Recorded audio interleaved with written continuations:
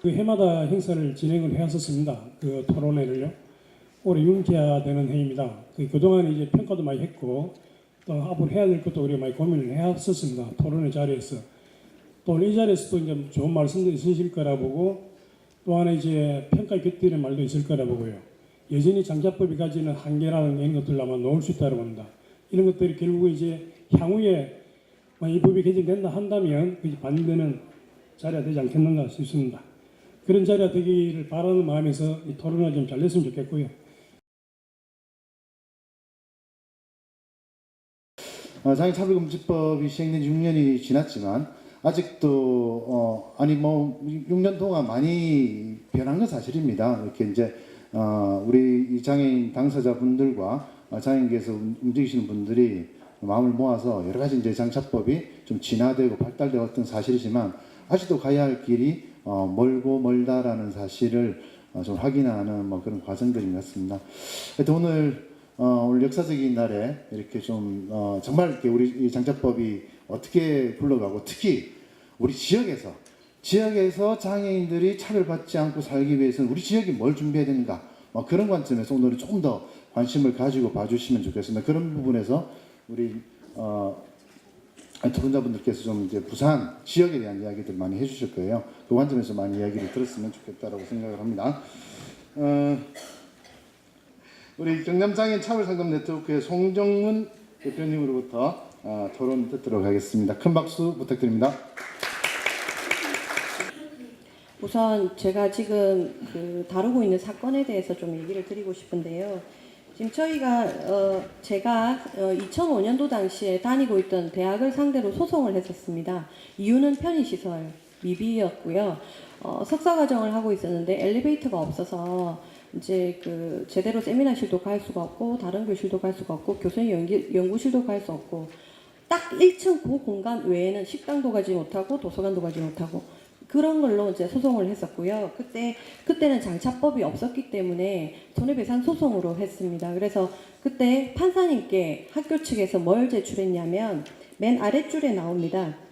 해당 건물 리모델링을 할 때 엘리베이터를 설치하겠다라는 개선 의견을 판사에게 전달했고, 그래서 판사가 그렇게 이런 의견을 내고 있고 학교도 적극 개선할 의지가 있으므로 이렇게 해서 일부 승소 판결로 나섰습니다.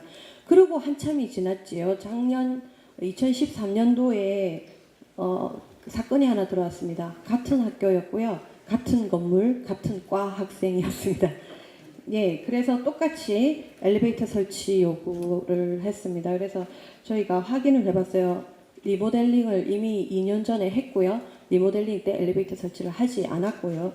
그리고 그쪽에 있는 관계자, 예, 행정부처 관계자가 우리는 예전에 그런 소송 사건이 있은 후에 리모델링 할 때 엘리베이터 설치한다는 얘기에 대해 보고받은 바 없다고 저희에게 말을 했습니다. 조사원에게. 그렇게 해서 정말 황당한 상황을 겪고, 그래서 이 일을 이제 저희 학교 안에서 해결하려고 학과장도 만나고 막 이렇게 열심히 했습니다. 한 6개월. 그러다가 학교에서는 예산이 없어서 안 된다라고 해서 진정을 제출하게 됐습니다. 작년 11월입니다. 진정을 제출했는데 이거는 저희가 이제 차별의 고의성과, 그러니까 장차법 제49조죠. 차별의 고의성과 차별의 지속성, 반복성이 그대로 되고 있기 때문에 우리가 이걸 바로 법원 구제 조치를 할 수도 있었지만 저희는 장차법에 국가인권위원회 기록에 남기고 싶었습니다. 이런 건이 계속 이루어지고 있다는 거. 그래서 진정을 했는데요. 조사원으로부터 전화가 왔습니다. 2월 달인가 전화가 왔습니다. 학교 측이 개선하려는 의지가 있고 그 다음 페이지 중간쯤에 있습니다. 개선 의견서를 제출했다고 하면서 권고까지 할 필요 없지 않겠냐라고 했습니다. 그래서 담당자가 너무 황당해가지고 저한테 보고를 하더라고요. 제가 이분에게 다시 전화했습니다. 저한테도 똑같이 얘기를 하시더라고요. 제가 상당히 항의를 했죠. 제가 그때 소송 당사자다. 내가 어떻게 그 학교가 해왔는지 알고 있는 사람이다. 필요하다면 나를 증인으로 불러라 라고 했습니다. 그랬더니 조사원이 이렇게 얘기를 하더라고요.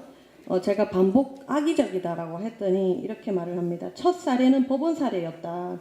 두 번째 지금 사례만이 인권위에 접수된 사례라 반복성이라 볼 수 없고 지속적이라 볼 수 없다라고 대답했습니다. 예, 정말 황당한 얘기를 받았고요. 지금 그리고 6개월의 사건 지연 처리서를 받았습니다. 지금 6개월째가 되었는데 아직까지 연락이 없습니다. 예, 이 사건만 봐도 지금 국가인권위원회가 정말 이 신속성에서 정말 떨어지고, 그리고 국가인권위원회 조사원의 정말 인권 감수성을 다시 한번 생각해 보게 되는 사건이라고 생각합니다. 이 얘기를 하면서 들어가겠습니다. 네, 첫 번째는 우선 가장 큰 문제는 조사 구제 조치에 있어서 진정 사건이 동시 진행이 될 때 각하 처리되는 문제입니다. 아까 서류 보셨듯이 방금 전 발제였죠. 지금 현재 처리 건수가 2013년도까지 6천 건이 넘습니다. 근데 여기서 권고가 된 사건은 300건에 불과합니다. 그리고 각하된 사건이 3천여 건이 됩니다. 각하가 대단히 많은데요. 그 밑에도 주석에 달려 있죠. 이유가 없고 또는 취하를 하거나 또는 이게 법원과 중복적으로 같이 소송이 들어오거나입니다. 근데 제가 여기서 말씀드리고 싶은 것은 장애인들이 저희 차별상담 네트워크에 오시는 분들은 법을 잘 모르십니다. 정말 모르시죠. 그리고 알기도 힘들고요. 법 용어들이. 그래서 이분은 정말 사건을 당해서 차별을 받았을 때 분노합니다. 막 울고 그러세요. 그런 마음으로 이분이 하고 싶은 것은 법원에도 구제 조치하고 싶고 국가인권위에도 차별이라는 얘기 듣고 싶고 적극적으로 막 하고 싶어 하십니다. 그런데 이런 경우에 법원도 들어가고 손해배상도 들어가고 할 수가 없습니다. 그렇게 하면 각하되니까요. 그래서 이 각하라는 용어 자체가, 이 통계 자체가 좀 불합리하다는 생각을 합니다. 법에 보면 취하를 한 것도 들어가고 해당업소도 들어가고 다 그렇죠. 근데 법원에 현재 같이 몰라서, 법을 몰라서 동시 진행을 해도 각하입니다. 그래서 이것을 따로 분리할 필요가 있다라는 생각을 좀 하고 있습니다. 그래서 좀 장애인들이 이해하기 쉽게 또는 절차상 이 문제로 각하되는 경우는 없도록 좀 이 다른 용어나 또는 동시 진행을 할 수 있도록 허용할 필요가 있다라고 생각을 합니다. 제가 쓴 토론문, 발제문은 뒤쪽에 제안이 있고 이렇게 개선 방안이 있고 앞쪽에 문제가 되어 있습니다. 그래서 이 PPT는 같이 되어 있는데요. 두 곳을 이렇게 참고해 주시면 좋겠습니다. 그리고 두 번째 문제는 1년 이내로 제한된 짧은 진정 시효입니다. 장애인분들이 내가 당한 일이 차별인지라기보다는 장애인으로 사니까 어쩔 수 없이 그렇게 살아야지라고 생각하시는 있는 분들도 많고요. 특히나 직접 발달장애인들은 잘 모르시는 분들이 많습니다. 그래서 한참 지나서 자기가 이런 일을 당했다고 얘기하니까 그 관련 기관 종사자가 알게 되거나 1년이 지나서야 자기가 차별받았다는 걸 알게 되는 경우가 많습니다. 그런데 이럴 때 진정하면 어떻게 되죠? 각하됩니다. 예. 성폭력 특별법 같은 경우에도 이제 진정시효가 사라졌죠. 장애인 부분에. 마찬가지로 진정시효의 확대가 필요하다고 생각합니다. 그래서 제 발제문에는 3년 이상으로 좀 연장할 필요가 있고, 또 그렇게 되는 것보다 더 나은 방안은 차별행위가 있었음을 안 날로부터 적용해야 한다고 생각하고, 그러니까 관련 기관 종사자가 그 사건을 알았다면 그날로부터 적용하는 것이 맞다고 생각합니다. 그 다음 의료기관 정당한 편의 규정의 부재입니다. 제가 차별금지법 어디를 찾아보고 시행령을 다 찾아보고 해도 고용, 교육, 교통수단, 문화예술 등 이런 쪽에는 세부적 규정을 둬서 이런 것을 정당한 편의라고 한다라고 규정이 있는데요. 의료기관에 대한 규정을 찾아볼 수 없었습니다. 저만 못 찾은 건지는 잘 모르겠지만요. 그래서 사실은 의료기관의 정당한 편의 제공 부재는 이거 생명과 직결된 문제이기도 합니다. 특히나 저 같은 경우는 엑스레이 찍으러 가면요, 종합병원 가도 서라고 합니다. 여러분은 안 그러신가요? 그래서 설 수 없다고 얘기를 하면 그러면 촬영이 힘들다고 더 큰 병원을 가라고 하거든요. 종합병원임에도 불구하고. 그래서 이런 것들을 둬야 하도록 법에 규정할 필요가 있고요. 또는 키를 제게 이제 신장계를 하는데 서라고 합니다. 그래서 잡아주면 쓰겠냐. 그래서 그러면 무릎은 굽혀지는데 키는 더 작아지겠네요. 이렇게 얘기하면 그럼 대충 씁시다. 이래가지고 제 키는 늘 대충 키입니다. 예. 대충 한 170입니다. 예. 예. 한마디로 얘기해서 이런 건 차별임에도 불구하고 의료 쪽의 차별에 대한 규정이 없습니다. 사실은 가장 큰 것은 시각장애인 분들이라고 생각합니다. 차별은. 왜냐하면 그 처방전이 나오는데요. 처방전을 알 수가 없습니다. 처방전이 나오는 이유는 안에 어떤 약이 처방되는지 알기 위해서 시민에게도 주는 것입니다. 그런데 내용을 알 수가 없습니다. 점자 처방전에 발부이 반드시 필요하다고 생각하는데 그런 규정도 꼭 필요할 거라고 생각합니다. 그 다음 지금 시간 관계상 빨리빨리 진행하고 있습니다. 모니터링 규정의 부재의 문제인데요. 지금 현재 국가인권위원회는 개별적으로 어떤 특정한 기관을 정해서 모니터링을 나가거나 하는 것이 법적 근거에 의해서 하지는 않습니다. 그래서 그 할 수도 있고 안 할 수도 있는 거고요. 보통 민간단체에서 그걸 하게 되는데 여기 보시면 이제 민간단체가 이제 모니터링을 합니다. 기관들을 대상으로 모니터링을 해서 그 내용이 이제 차별이다라고 보는 부분을 가지고 이제 진정을 국가인권위원회에 하게 됩니다. 그러면 국가인권위원회가 권고를 하게 되는데 안 지키면 권고 불이행 보고를 이제 법무부에 하게 되고 법무부 장관이 뭐 그 정도는 넘어가도 좋겠다고 할 경우에는 넘어가는 거고 그리고 이거는 이제 시정명령 내려야 될 건이다 하면 차별시정심의위원회가 열려서 결정되는 구조로 가고 있습니다. 근데 여기서 하고 싶은 얘기는 법에 보면 권고 이행을 한 것에 대한 결과 보고는 해당 차별 행위자가 하도록 되어 있습니다. 안 하면 그러면은 국가인권위원회가 그걸 일일이 확인할 수 있나 하면 사실상 인력 부족으로 이거 확인하기 사실 어려운 구조라고 생각합니다. 너무 인력이 부족하죠. 힘들고 일은 많고 그런 구조입니다. 그러면 법무부에서는 지금 어떠하냐? 그 앞에서 살펴봤듯이 지금 차별 건수가 6천 건이 넘어갑니다. 그런데 지금 장차법 시행 이후 시정명령이 된 건 몇 건일 것 같아요? 대략 마음으로 생각해 보십시오. 6천 건 정도면 시정명령이 이루어진 건 몇 건일까? 네, 그 중에 이제 진정에서 권고가 된 거이 300 몇 건이니까 300 몇 건 중에 몇 건 정도가 시정명령이 되었을까? 2건입니다. 네, 2008년 이후 단 2건입니다. 법을 보면 이 차별시정심의위원회를 여는 사람이 법무부 장관입니다. 그리고 차별시정심의위원회 위원장은 법무부 차관입니다. 이 두 사람이 안 해도 된다고 하면 안 해도 되는 거죠. 굳이 열 필요가 없다고 하면 열 수 없습니다. 그래서 제가 차별시정심의위원회 이 글을 쓰기 위해 위원회로 계신 분들 몇 분에게 연락을 드렸는데 자기들은 권고가 몇 건이었고 권고가 이행이 어떻게 됐는지도 모른다고 하더라고요. 어떻게 모를 수가 있냐고 제가 물었더니 현재 법이 그렇다고. 예. 그래서 저는 모니터링 기능을 좀 강화할 필요가 있다고 생각합니다. 국가인권위원회는 기관이면 기관별로 어떤 경우든 어떤 특정한 모니터링 부서를 둬서 모니터링을 할 책임을 좀 가질 수 있는 규정이 필요하다고 생각하고 차별시정심의위원회가 솔직히 너무 노는 것 같습니다. 그래서 예, 차별시정심의위원회 권한을 강화해서 권고가 어떻게 이행됐는지 모니터링을 할 수 있는 권한이 주어진다면 장관과 차관의 인권 감수성이 좀 떨어지더라도 가능하지 않을까라는 생각을 좀 해봅니다. 예, 그 다음 인권 감수성의 결여입니다. 앞의 사례에서도 마찬가지지만 이걸 공고할 필요가 없다라고 생각하는 이 현실이죠.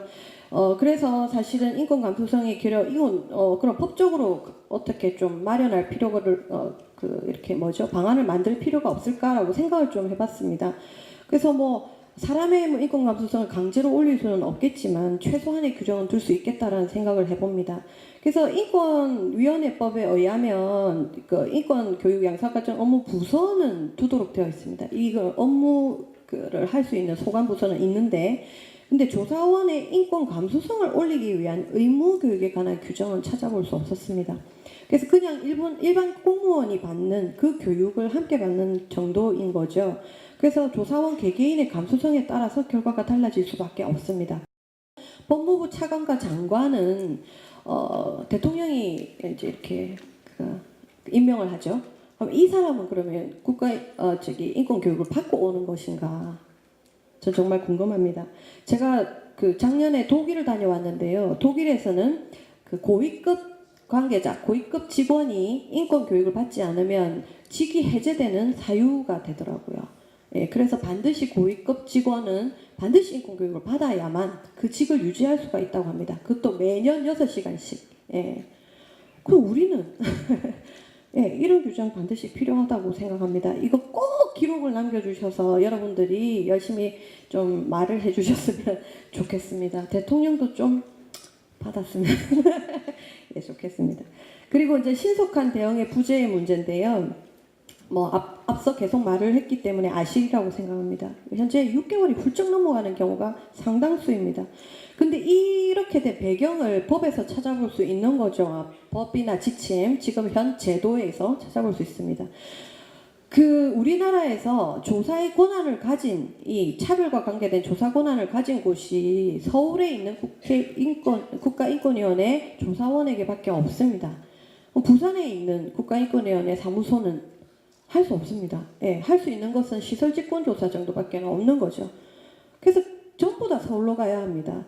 근데 사실상 장애인분들은 자기가 너무 한이 되고 화가 나니까 어떻게 해결되는지 알고 싶어하고 오면 하소연부터 하고 싶어하고 이러는데 인터넷 접수하라니까 그거 해야 돼요. 이렇게 합니다. 예, 거기서부터 포기하게 만듭니다.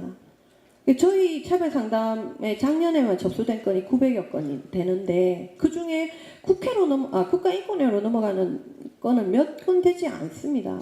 이 얘기는 대부분이 자체적으로 이 법을 이용해서 우리가 피해자와 함께 다니면서 해결하는 것을 더 원하신다는 거죠. 이거는 가장 근처에 이 시정을 할 수 있는 조사 권한을 가진 기구가 있어야 한다는 얘기입니다. 그래서 지금 현재 서울 외에는 조사 권한이 없고 전국에 4개밖에 없습니다. 그것도 다 합쳐서.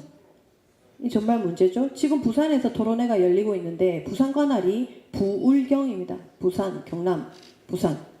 경남 뭐죠? 울산. 예, 이렇습니다. 이 문제가 있습니다. 예, 그래서 접근성을 당부해야 합니다. 지금 노동지청 같은 경우에는 창원시 이런 각 개별 시마다 다 있습니다. 지자체마다.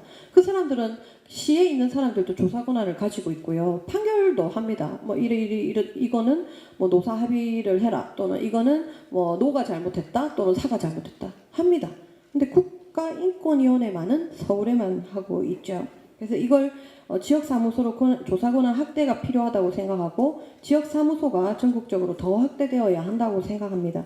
이런 얘기를 하니까 어떤 분들이 지역사무소의 인권 감수성을 뭐 신뢰할 수 있느냐라는 얘기를 하시더라고요. 그러면 서울은 네, 네 그렇게 따지면 뭐 경찰들도 뭐 그렇게 많이 배출을 하면서 경찰들의 걔는 모두 이제 시험을 쳐서 합격하는 이런 거잖아요. 그럼 다른 방안으로 충분히 인권 감수성은 확보할 수 있는 뭐 이런 절차를 만들면 된다고 생각합니다. 하고 이게 마지막인 것 같은데요. 같은 차별 행위가 계속되는 문제입니다. 예, 그래서 이 같은 차별 행위가 계속된다라는 것은 아까 학교 건도 마찬가지지만 뭐 그냥 손해배상 소송 300만 원 내는 게 낫지 5천만 원짜리 엘리베이터를 설치하는 것보다 싸게 치니까요. 예, 그래서 이것은 좀 미국의 사례와 마찬가지로 손해배상 이게 징벌적 손해배상 제도를 좀 일부 도입할 필요가 있다고 생각합니다. 뭐 미국처럼은 못하겠지만 일부 좀 도입을 해서 상세한 내용은 char제문에 써놓았으니까요. 우리가 좀 그렇게 했으면 좋겠습니다. 그리고 이제 이거는 제안인데요. 장차법이 이렇게 제 기능을 하지 못하고 많이 이제 다른 법과 충돌해서 지금 힘들어하는 이유는 장차법이 특별법이 되지 못했기 때문이라고 생각합니다. 성폭력 특별법은 특별법이다 보니까 다른 법과 충돌이 생기면 특별법을 우선하게 되어 있습니다. 근데 장차법은 인권법임에도 불구하고 상법 이런 것과 같은 레벨에 있어서 맨날 충돌을 하고 판사가 어떻게 결정하느냐에 따라 이게 좌지우지 되는 거죠. 그래서 장차법 특별법화 추진이 반드시 필요하다고 생각을 합니다. 그래서 이것을 중점적으로 우리가 좀 활동했으면 좋겠고 재원되었으면 좋겠습니다. 예, 고맙습니다. 네, 감사합니다. 부산에서 장애인 차별에 관한 뭐 내용들 또 일반 인권에 대해서 아주 깊숙이 계속 이렇게 활동을 하고 계시는 동아대학교 법학전문대학원의 송시숙 교수님을 모시고 지역 내 장애 차별에 대한 권리구조 확대 방안에 대해서 발제를 듣도록 하겠습니다. 뜨거운 박수 부탁드립니다.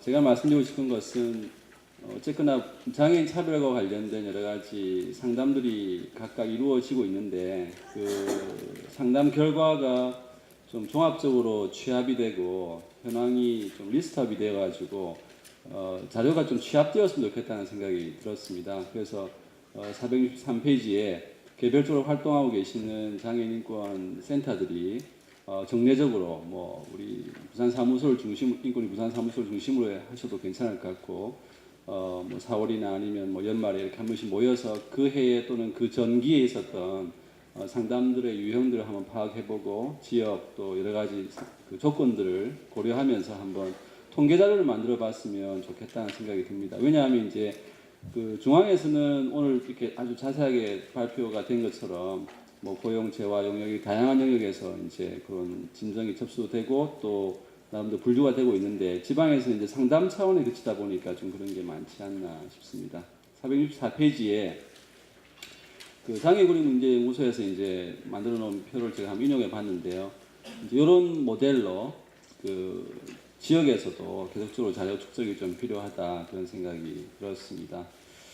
그리고 465페이지에서 이제 제가 말씀드리고 싶은 것은 그 하단 부분에 그 이제 이게 이제 상담에 그치지 않고 향후 장기적으로 뭐 공익 소송이나 이런 기획 소송으로 이제 이어지기 위해서는 그 지역에 있는 장애인 인권 단체들, 특히 법률가 집단 그리고 제가 지금 속해 있는 것처럼 로스쿨 같은 곳과 긴밀하게 좀 협력을 하면 좋겠다. 그래서 얼마 전에 또 저희 동아대학이 또 인권 단체하고 같이 한번 이렇게 MOU를 체결하기도 했었는데 이런 이제 운동들이 계속 이루어져서 장기적으로 장애인 인권 센터가 만들어지고 또 법률가의 도움을 받을 수 있는 길이 많이 열렸으면 좋겠다는 생각이 들었습니다.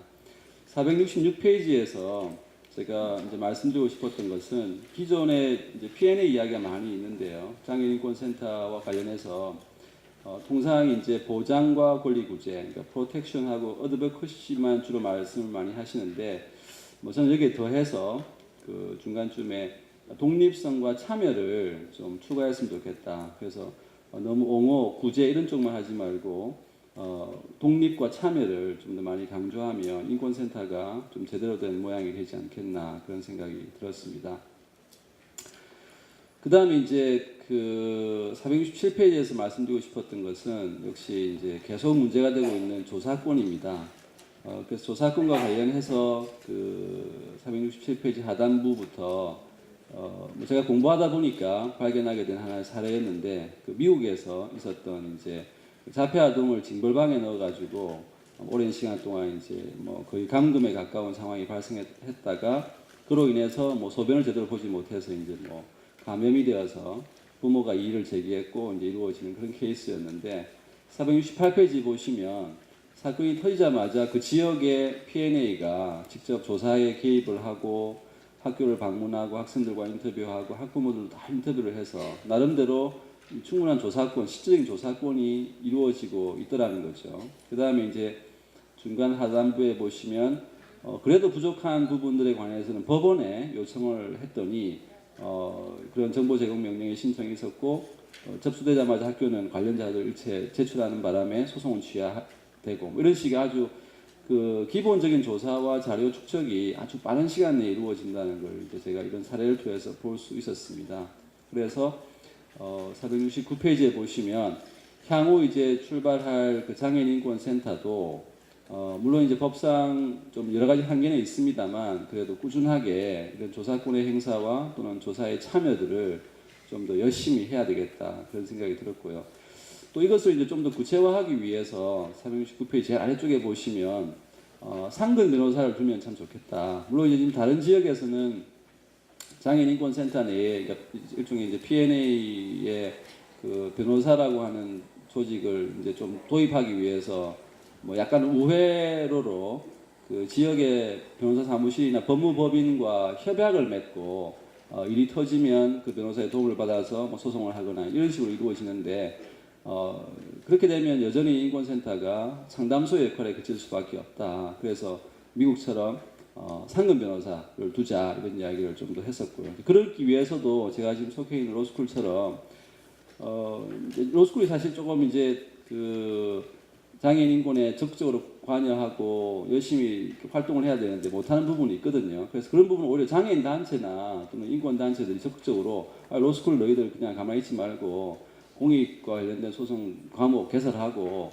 또 우리가 혹시 뭐 외부에서 또는 국가적으로 장학금을 만들어서 지급할 테니까 공익 변호사를 좀 장기적으로 키워내라 이런 요구들도 저상버스 요구만 하지 말고 그 로스쿨 향해서 뭐 그런 요구들도 계속하면 제가 볼 때는 훨씬 더 좋은 환경이 조성되지 않을까 싶습니다. 그래서 내외적으로 같이 협력을 하면 좋을 것 같습니다.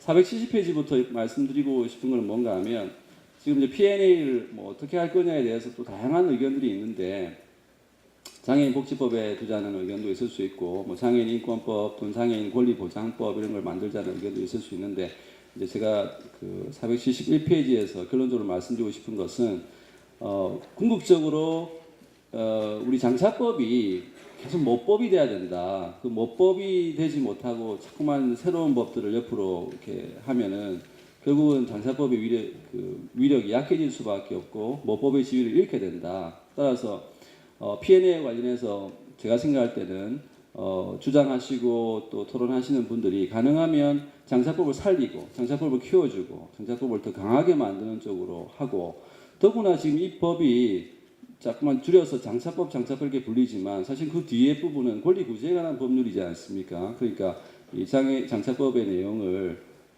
좀 더 살리는 의미에서도 P&A는 장차법에 꼭 들어가야 된다 그런 말씀을 계속 드려봤습니다. 472페이지에 보시면 자꾸만 특별법을 만들고 뭐 새로운 법을 만들고 이런 이야기들은 잘못하면 이게 부정합을 발생시킨다. 장차법을 훼손시키고 오히려 장차법을 약화시키는 것이다. 이런 이야기를 좀 드렸습니다. 그 다음에 이제 472페이지의 하단부에 있는 말씀은 저도 좀 조심스러운 부분인데요. 이게 이제 장애인 인권센터를 나중에 이제 위탁할 가능성도 높은데, 이제 뭐 여기 와 계시는 장애인 인권 관련된 여러 가지 단체들이 서로 하려고 하는 마음이 분명히 있으실 수 있습니다. 그렇죠? 뭐 A, B, C, D 단체가 있으면 뭐 C의 입장에서나 또는 위탁하는 입장에서는 점수 매겨서 그냥 뭐 B가 참 좋은 단체다 이렇게 줄 수 있지만 그것보다는 부산이나 또는 우리 부울경에서는 새로운 모델을 한번 만들어 보자는 거죠. 그래서 외부 위탁을 주든지 아니면 뭐 새로운 법인을 만들어서 하든지 그런 뭐 형태와 관계없이 최소한 장애인 인권과 관련해서 활동하시고 노력하시는 분들이 함께 모여서 정말 장애인 인권센터의 모습이 어떠해야 될지 그런 것들을 같이 논의하면서 로드맵을 만들고 정말 필요한 인재를 소장으로 모시고 뭐 그런 어떤 면모를 새롭게 갖추는 모델로서 우리 지역이 한번 시작해 보면 어떨까 그런 생각이 들었습니다. 그래서 끝으로 이 장애인 인권센터 또는 이런 권리 구제 절차가 중앙에 분명히 집중적인 센터가 필요하겠죠. 그렇지만 지방에는 또 확산형으로 정말 피부에 와닿는 그런 지역센터가 꼭 세워져서 장애인 인권과 그 권리 구제가 이 지역에서 아주 확대되기를 바라는 마음으로 발표를 마치겠습니다. 감사합니다. 네, 감사합니다. 우리 송지섭 교수님은 이제 우리 장애인 차별금지법 제정운동을 부산에 처음 시작할 때부터 같이 결합을 하셨어요. 그 당시 이제 변호사님으로 법률적인 자문과 체계 잡는 걸 계속 해주셨고, 그리고 또 부산에서 이제 그 장애인 인권 조례 만들 때도 전반적인 법률적인 이제 평가와 방향 그리고 내용들 이런 걸 다 같이 만드셨던 분입니다. 그래서 아주 하나하나 좀까지 좀 깊게 이야기를 해주셨고요. 우리가 이렇게 국가인권위원회를 만들고 또 장애인 차별금지법을 시민의 힘으로 만들어냈습니다. 그래서 국가인권위원회와 차별금지법 우리 시민사회가 만들어낸 기구고 법령입니다. 그래서 우리가 지켜야 할 책임들을 우리가 같이 나누고 있다고 생각을 하고요. 최근에 이제 우리 국가인권위원회가 이제 국제인권기구 조정위원회인가요? 거기서 이제 뭐 등급 보류 판정을 받았다라는 좀 애석한 이제 이야기가 있었는데.